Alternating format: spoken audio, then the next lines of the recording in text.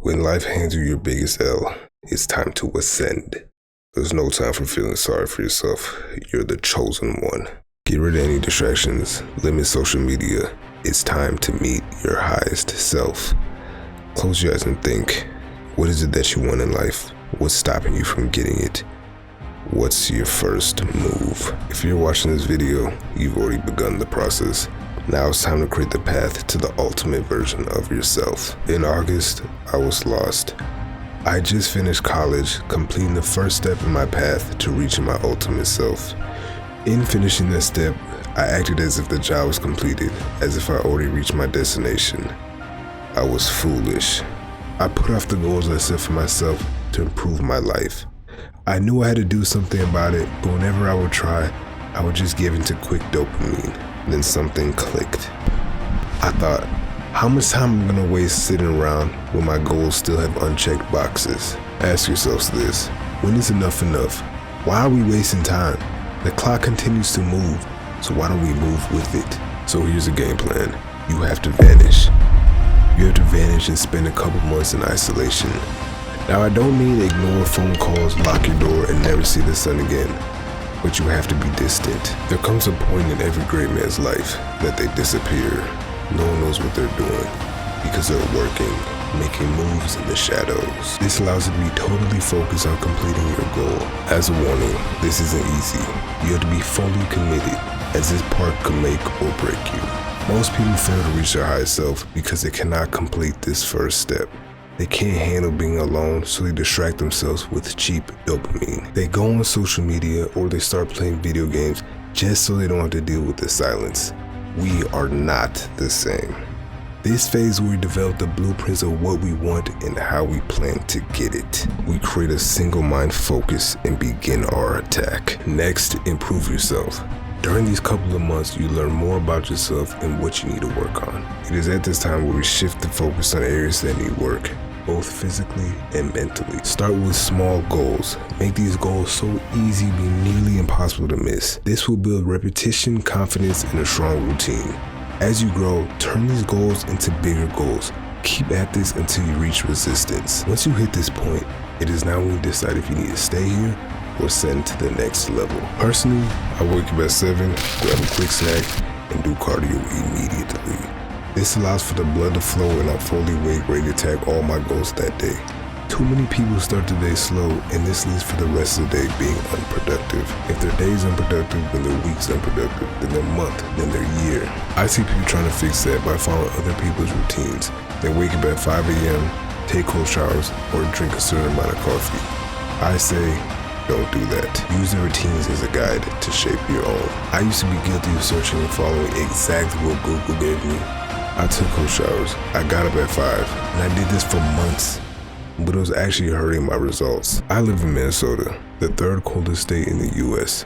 So taking cold showers when it's negative 10 degrees is not fun. Getting up at 5 was not good for me either, as I'll usually be in bed around 12. You see, the goal is to use their routines to form your own. Instead of doing cold showers, I replace it with immediate cardio. I would then make sure to get at least 6 to 8 hours of sleep so that I'll be fully recovered and have enough energy to complete all my goals for that day. So I say follow the routine that's best for you.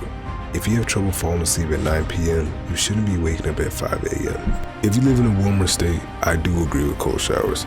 At first it feels so terrible doing it, but after, it builds so much confidence in you, you feel like you can do anything that day. With that being said, I'm still learning new ways to increase productivity throughout the day. While these methods work for me, they're not perfect. Use these methods as a guide so that you can build the best routine for you. The only things I'll say is a must is at least 6 hours of sleep. This is 8. 30 minutes of cardio, drink a gallon of water a day, and 30 minutes of sunlight. Now it's time to learn a new skill.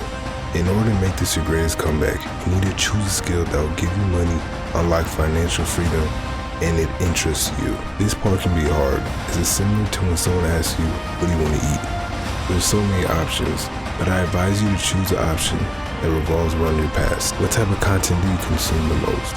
What was the last thing you're actually excited about? What are some things that makes you happy? Think and think hard.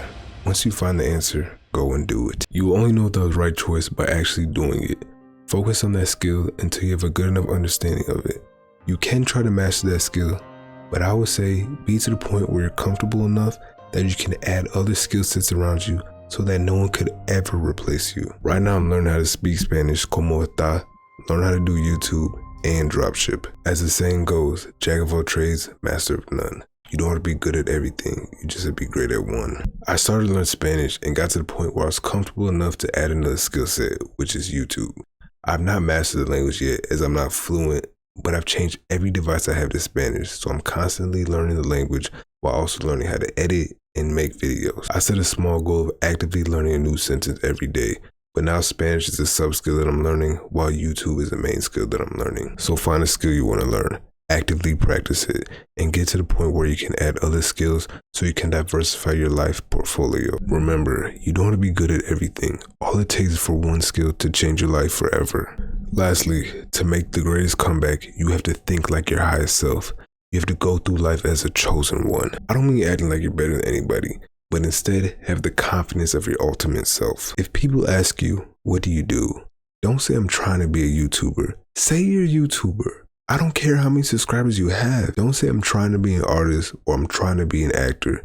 Say you're an artist. Say you're an actor. If what you want has a title, like an NBA player or a doctor, don't say I'm trying to be in the NBA or I'm trying to be a doctor. Say I'm an NBA player in training or I'm a doctor to be. You see, changing the words around a bit will change your whole perspective on it. It will also hold you accountable for your actions. Your friends are partying late at night. They invite you out while you're working on your craft. If you're an NBA player in training, you already know what you're supposed to be doing. This is not even a question. The same goes for any title you aspire to be. Remember, we all start from somewhere. But if you haven't started, why waste any more time when you can just start now? If you enjoyed the video, be sure to raise the black flag. Subscribe today to join our crew and make sure to always live life with joy and laughter.